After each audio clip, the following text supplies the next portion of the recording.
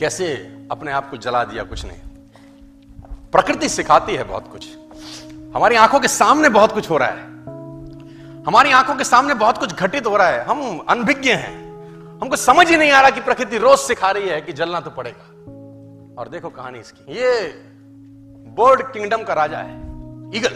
प्रकृति रोज सिखाती है कि if you want to become eagle तो आपको जलना पड़ेगा। 70 साल औसतन उम्र होती है, 70 साल ईगल का उम्र होता है सर। लेकिन इसकी कहानी का ट्विस्ट क्या है, और वो ये है कि 40 साल जब ये हो जाता है तो इसकी जो चोंच है ये बेंड हो जाती है, आगे से सॉफ्ट हो जाती है, शिकार नहीं कर पाता। When he reach 40, इसकी चोंच बेंड हो जाती है, सॉफ्ट हो जाती है, शिकार कर करके शिकार नहीं कर पाता। इसके जो पंख हैं जिससे उड़ता है वो इतने भारी हो जाते हैं कि वो छाती से चिपक जाते हैं, इतने भारी हो जाते हैं कि छाती से चिपक जाते हैं, इसको उड़ने में तकलीफ होती है। इसके जो पैर हैं जिससे झपटा मारता है वो नाखून टेढ़े हो जाते हैं, कर करके 40 साल।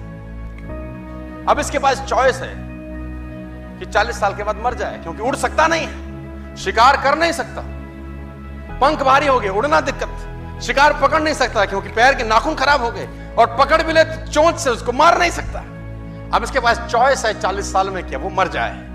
लेकिन मैं आपको बताना चाहूंगा, प्रकृति सिखाती है कि ईगल ऐसा नहीं करता। 40 साल की उम्र में ईगल अपने एरिया की सबसे ऊंची चोटी पर चला जाता है और जो चोंच है उसको सामने वाले पत्थर पे मारना चालू करता है।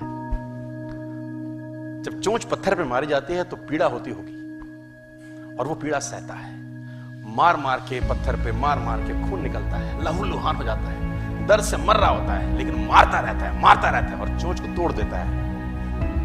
इसलिए तोड़ता है कि प्रकृति नहीं देगी, लेकिन वो जो तोड़ने का प्रोसेस है वो पीड़ादायक है। सेम कहानी है, जो पैर के नाखून रहते हैं उसको रगड़ता है शिला के ऊपर, रगड़ के तोड़ देता है उसको। कितना पेनफुल रहता होगा।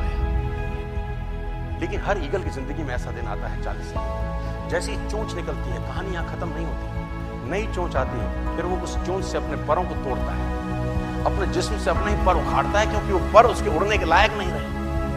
भयंकर पीड़ा होती होगी, भयंकर।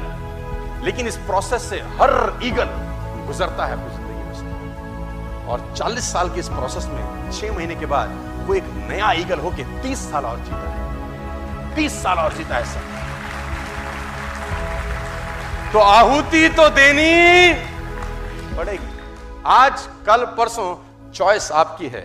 मैं फिर कहता हूं, आज कंफर्टेबल हो जाएंगे तो जिंदगी अनकंफर्टेबल होगी, आज अनकंफर्टेबल हो जाएंगे तो जिंदगी कंफर्टेबल।